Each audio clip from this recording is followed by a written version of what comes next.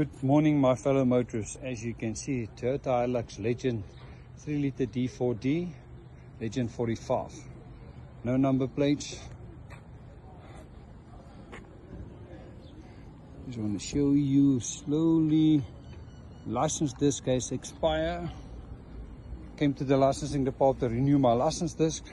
So possibly stolen, possibly cloned. What do you understand by cloned? Reason why I'm making this video is I'm going to drive with this vehicle now, starting at the licensing department, driving in Gauteng most probably 1,000 kilometers or 100, depends on who's going to stop me.